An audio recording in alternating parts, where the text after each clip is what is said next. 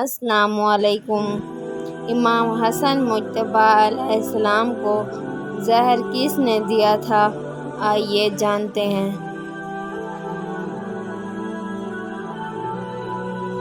حسن بن علی ابن ابی طالب امام حسن مجتبیٰ علیہ السلام کے نام سے مشہور شیعوں کے دوسرے امام ہیں۔ آپ کی مدت امامت 10 سال 40 سے 50 ہجری پر محیط ہے۔ آپ تقریباً 7 مہینے تک منصب خلافت پر فائز رہے۔ آپ حضرت علی علیہ السلام و حضرت زہرا علیہ السلام کے پہلے فرزند اور پیغمبر اکرم صلی اللہ علیہ وآلہ وسلم کے بڑے نواسے ہیں۔ تاریخی شواہد کی بنا پر پیغمبر اکرم صلی اللہ علیہ وآلہ وسلم نے آپ کا اسم گرامی حسن رکھا اور حضور صلی اللہ علیہ وآلہ وسلم آپ سے بے انتہا محبت کرتے تھے۔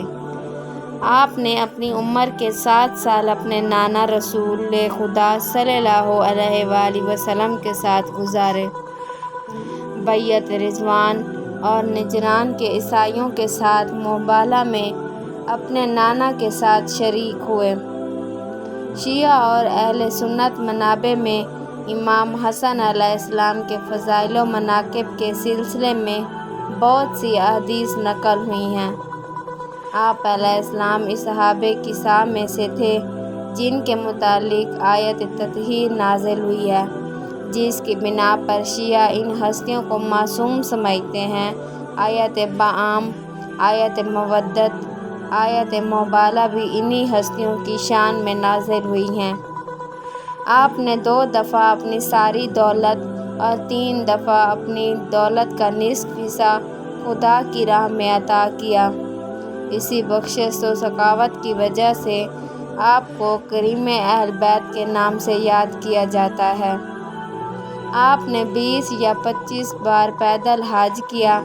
خلیفہ اول اور دوم کے زمانے میں آپ کی زندگی کے بارے میں کوئی خاص بات تاریخ میں ثابت نہیں ہوئی ہے۔ خلیفہ دوم کی طرف سے خلیفہ منتخب کرنے کے لیے بنائی گئی 6 رکنی کمیٹی میں آپ بطور گواہ حاضر تھے۔ خلیفہ سوم کے دور میں ہونے والی بعض جنگوں میں آپ کی شرکت کے حوالے سے تاریخ میں بعض شواہد ملتے ہیں۔ حضرت عثمان کے خلاف لوگوں کی بغاوت کے دوران امام علی علیہ السلام کے حکم سے آپ ان کے گھر کی حفاظت پر پامور تھے۔ امام علی علیہ السلام کی خلافت کے دوران آپ اپنے والد کے ساتھ کوفہ تشریف لائے اور جنگ جمیل و جنگ صفین میں اسلامی فوج کے سپہ سالاروں میں سے تھے۔ 21 رمضان 40 ہجری میں امام علی علیہ السلام کی شہادت کے بعد آپ امامت و خلافت کے منصب پر فائز ہوئے اور اسی دن 40,000 سے زیادہ لوگوں نے آپ کی بیعت کی۔ معاویہ نے آپ کی خلافت کو قبول نہیں کیا اور شام سے لشکر لے کر عراق کی طرف روانہ ہوا۔ امام حسن علیہ السلام نے عبید اللہ بن عباس کی سربراہی میں ایک لشکر معاویہ کی طرف بھیجا اور آپ علیہ السلام خود ایک گروہ کے ساتھ سبات کی طرف روانہ ہوئے۔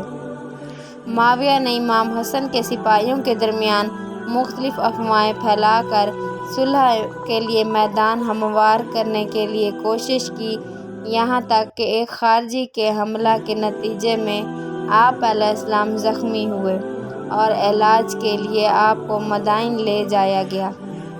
اسی دوران کوفہ کے بعض سرکردگان نے معاویہ کو خط لکھا جس میں امام علیہ السلام کو گرفتار کر کے معاویہ کے حوالے کرنے یا آپ کو شہید کرنے کا وعدہ دیا گیا تھا۔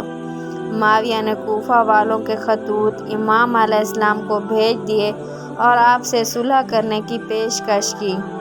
امام حسن علیہ السلام نے وقت کے تقاضوں کو دیکھتے ہوئے معاویہ کے ساتھ صلح کرنے اور خلافت کو معاویہ کے حوالے کرنے کا فیصلہ کیا، لیکن اس شرط کے ساتھ کہ معاویہ قرآن و سنت پر عمل پیرا ہوگا۔ اپنے بعد کسی کو اپنا جانشین مقرر نہیں کرے گا اور تمام لوگوں کو خاص کر شیعان علی کو امن کے ساتھ زندگی گزارنے کا موقع فراہم کرے گا۔ لیکن بعد میں معاویہ نے مذکورہ شرائط میں سے کسی ایک پر بھی عمل نہیں کیا۔ معاویہ کے ساتھ ہونے والی صلح کی وجہ سے بعض شیعہ آپ سے ناراض ہو گئے، یہاں تک کہ بعض نے آپ کو مذلل مومنین ترجمہ مومنین کو ذلیل کرنے والے کا خطاب دیا۔ صلح کے بعد آپ سن 41 ہجری میں مدینہ واپس آ گئے اور زندگی کے آخری ایام تک یہاں مقیم رہے۔ مدینہ میں آپ علیہ السلام علمی مرجعیت کے ساتھ ساتھ سماجی و اجتماعی طور پر بلند مقام و منزلت کے حامل تھے۔ معاویہ نے جب اپنے بیٹے یزید کی بعنوان ولی عہد بیعت لینے کا ارادہ کیا تو امام حسن علیہ السلام کی زوجہ جادہ کے لیے 100 دینار بھیجے تاکہ وہ امام کو زہر دے کر شہید کرے۔ کہتے ہیں کہ آپ علیہ السلام زہر سے مسموم ہونے کے 40 دن بعد شہید ہوئے۔